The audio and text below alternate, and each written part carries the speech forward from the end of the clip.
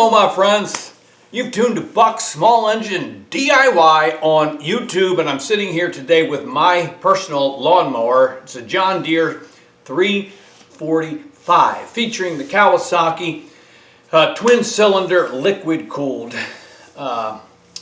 engine, and I'm really happy to have it. It developed a leak, a cooling leak hose.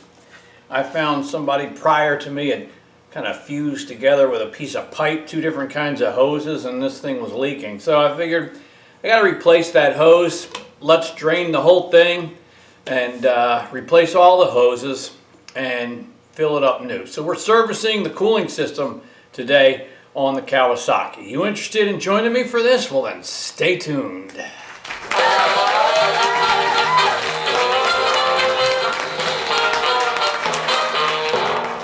Yeah, so there's the hood for the John Deere 345, and I already removed it, and I already drained the coolant. And I had to do that because, like I said, I found it leaking here. So someone prior to me, I've had the tractor for about 2 years, 2 mowing seasons.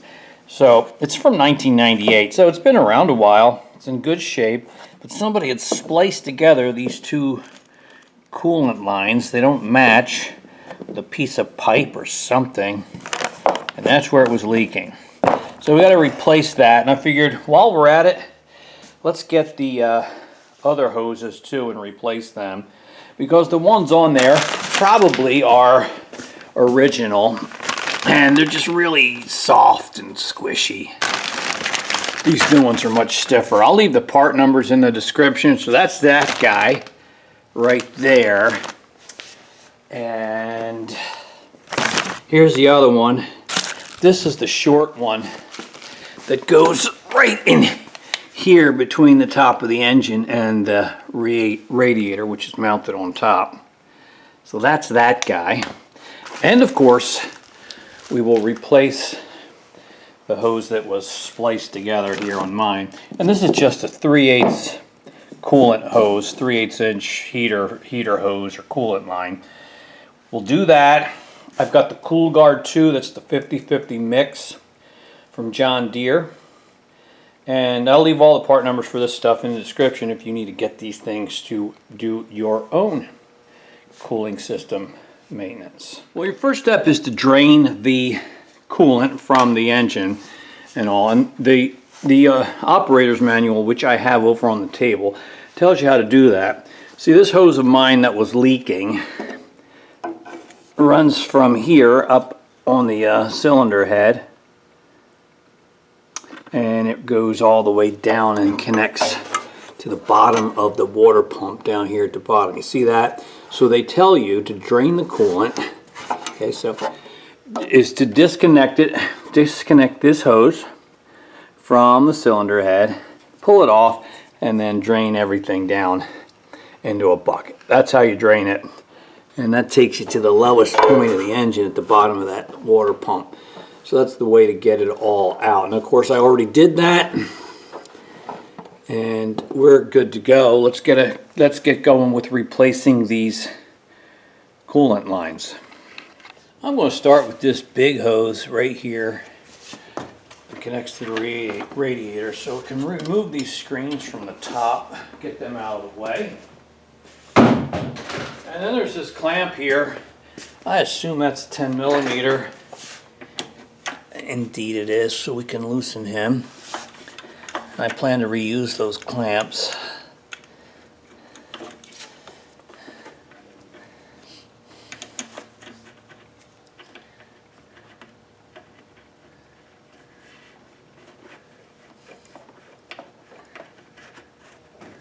And just slide him out of the way for the time being. And he might be kind of stuck on there. I might be able to grab it and kind of loosen it with a pair of channel locks or something like that.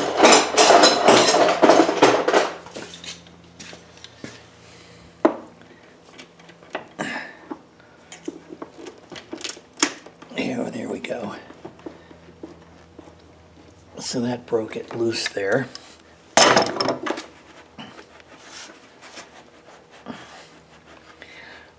All right, that's that guy. pull the clamp off now. Okay. And we're down here for the same thing. This also has the same style clamp down here. As you can see, it won't be quite as easy getting my 10mm on that. I might use a socket. You know what I use? I use one of those ratcheting wrenches. Yeah, that should work. How about this guy?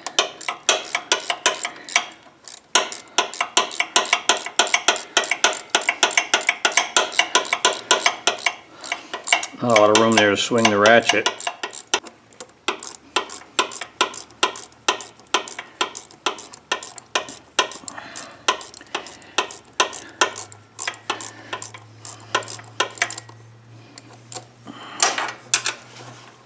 Alright. Okay, so he's coming off. There he is. Oop, leaking a little. Get my bucket under there. A little bit that was left in the hose, I guess.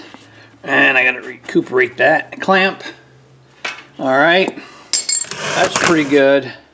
And now we can pull this hose out of there. Alright, so we're gonna take off this small hose next.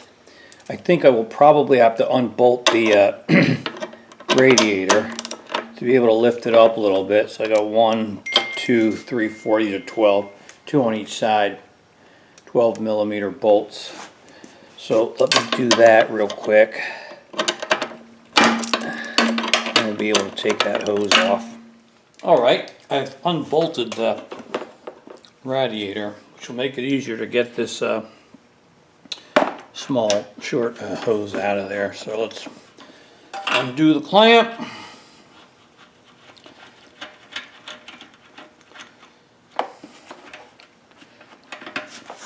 Alright, now we got to get the one in there. That's a little harder. You probably can't see it too well. Can't see it too well either. Alright, again, another clamp.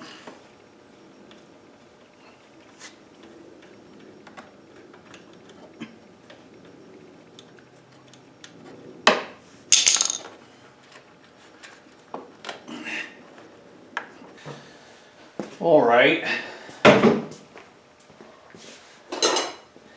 need to try and pry it up.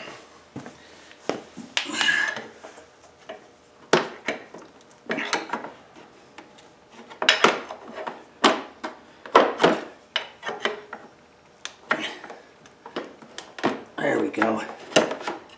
Alright, now pull it up through the top. There we go.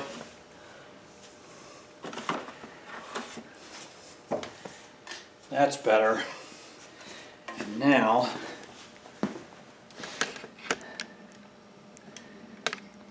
now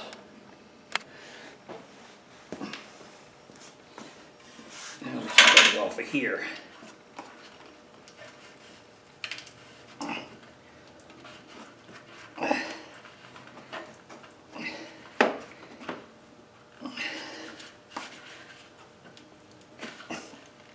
Wow, there we go.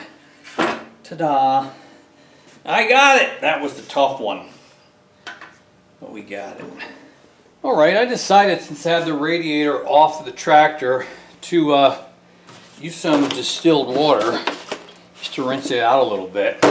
So I got a rag here at these two bottom sides, and I'm just going to pour some distilled water in with this funnel.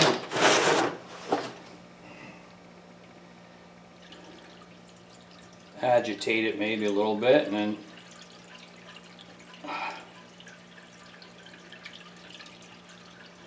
rinse it out. How's that sound?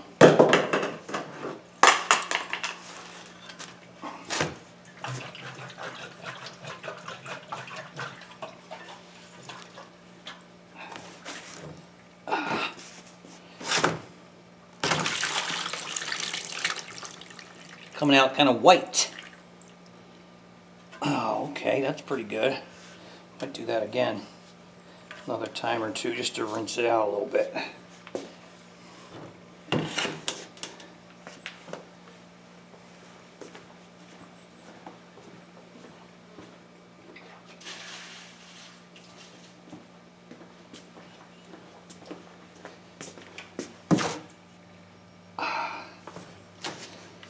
To my funnel.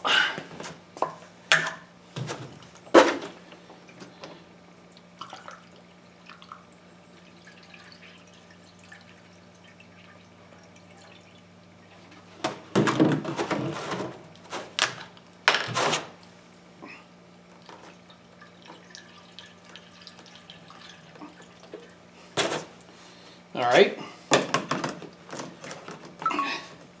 A little agitation.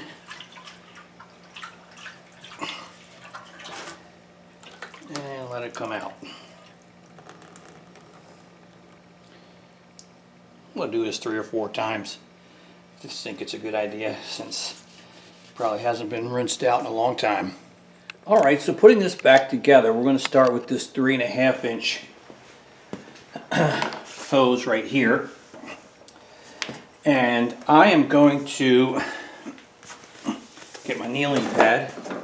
I am going to use a little bit of black silicone, and I'm going to wipe it around the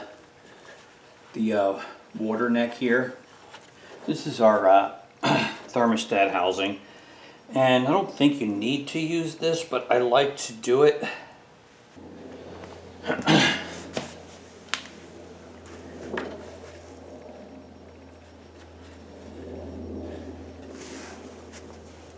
Just going to put on a little bit of that there.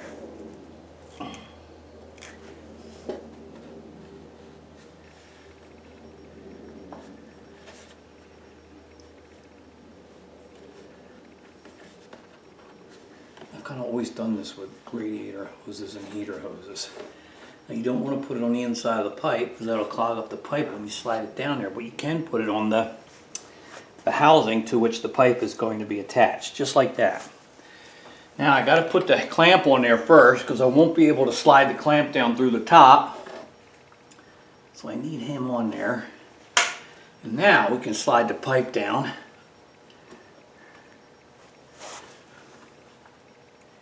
The clamp will go on top of that. I'm not going to clamp it down or tighten it down or slide it down any further until I see, we got to connect the radiator one at the top. Just follow what I'm saying? So now we'll do that. And once again, I'm going to put a little bit of black silicone around the outside of the pipe, and then we'll set it down in place on top of the hose. All right. Again, put the clamp on first. And now we bring our radiator down on top of it.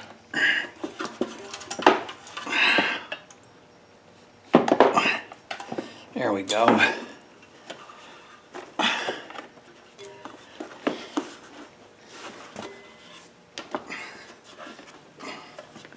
Press that down into place. So the hose here comes all the way up to meet the radiator. I like that. And the one down here won't drop down a little further too. So that all looks good to me. And now we can tighten our clamps.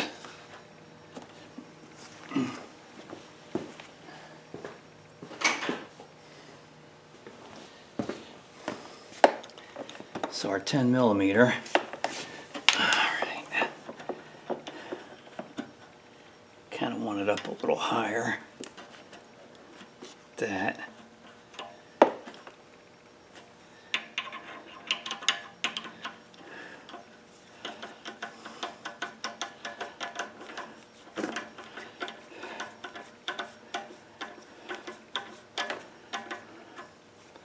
think that's pretty good.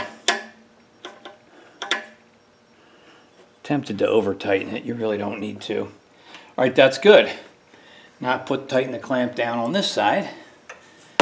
and we'll be done that particular step. All right, it's time now for the big hose, this guy right here.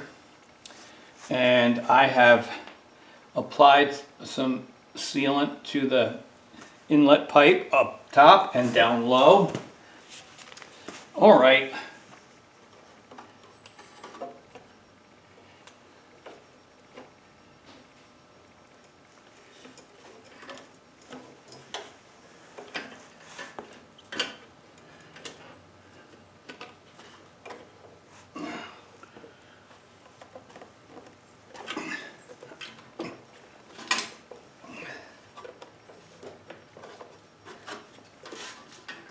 Oops. There we go.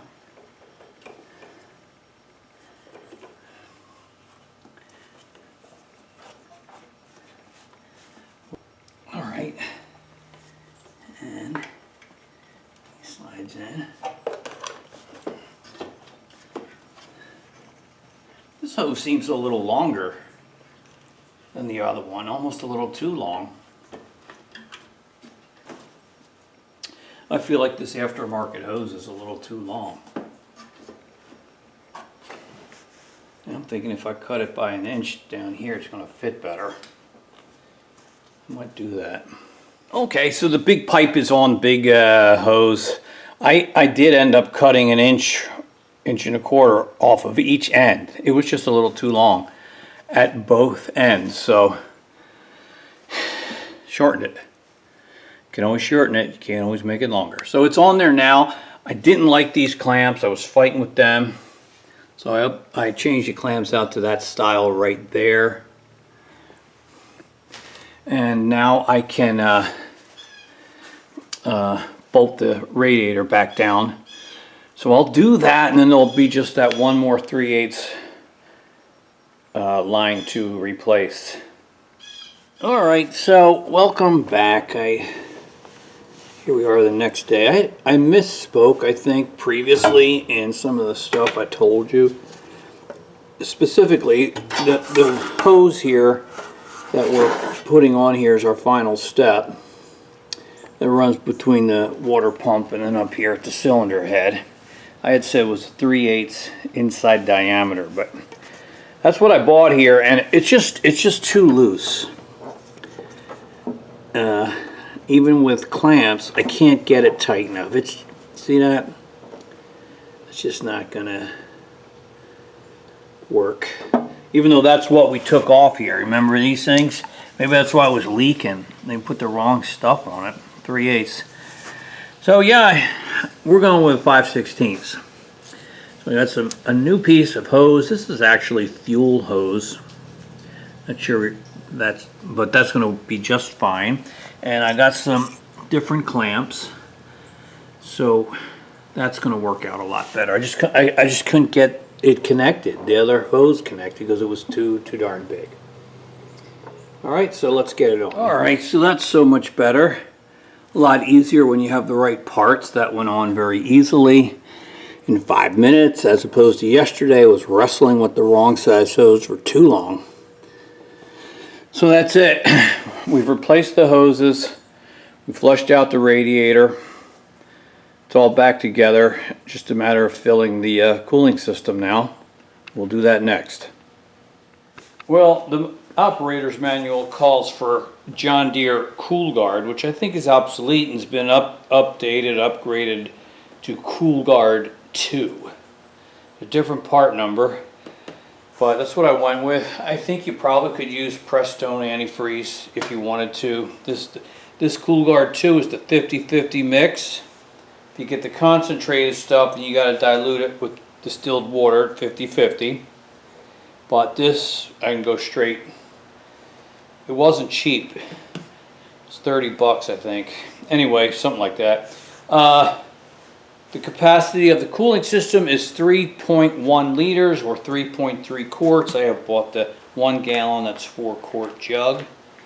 And we'll try to get that amount in there.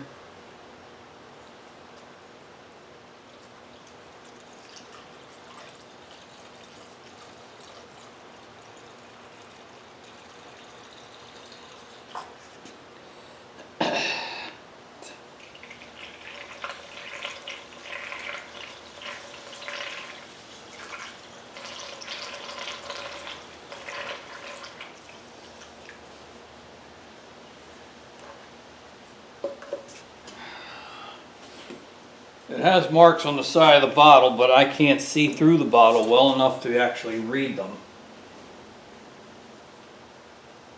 Because the bottle's not, either the liquid's not dark enough or the bottle's not translucent enough.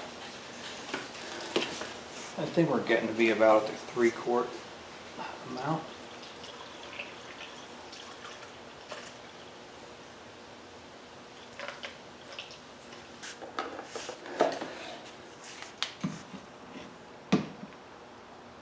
Ah, that helps.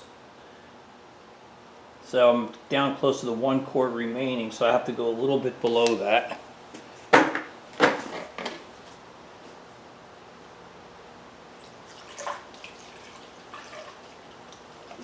Oop, I think that's it.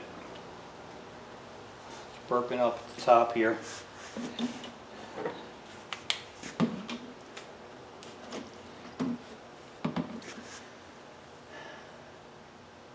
So you have to put in three quarts, just about. I may add a little bit to the recovery tank, and then that will probably be good.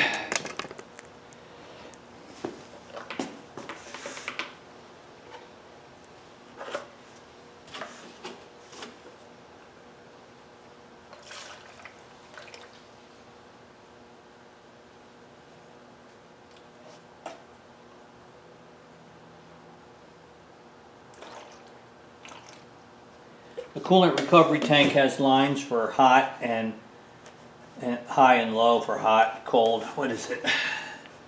2 marks there. Can't see them too well. One's for the level, which should be when the engine's hot. Another when the engine's cold. So I'm going to stop it right there. Definitely have enough in there. And I got a little bit left over if we need to add more. Well, I think the time has come to fire this up and test it out. Is this right? Up. Like this. Make sure everything's good. These covers just sit there. They don't fasten down or anything. So we'll start it up, get it up to operating temperature, make sure we've got no leaks. And then we'll call this project finished. While I'm at it, I'm going to change the oil. I'll do that after we warm it up so I can change it with warm oil. And that'll be it for this project.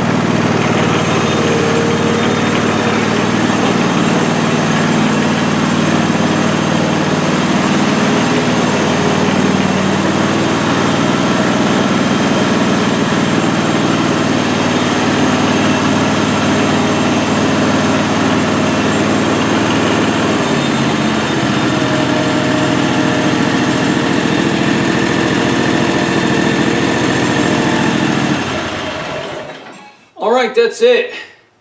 Everything's running well and I don't see any signs of leaks, so that's great. We did a good job servicing the cooling system, flushing the radiator, changing out the hoses, refilling the system. Not too terribly difficult. I got some other maintenance to do now on this guy before we put it away for the season. I want to thank you for watching. Your comments and questions in the discussion below are always appreciated. And as I always like to say, remember guys, only you can put the do into do-it-yourself. I'll see you on the next video.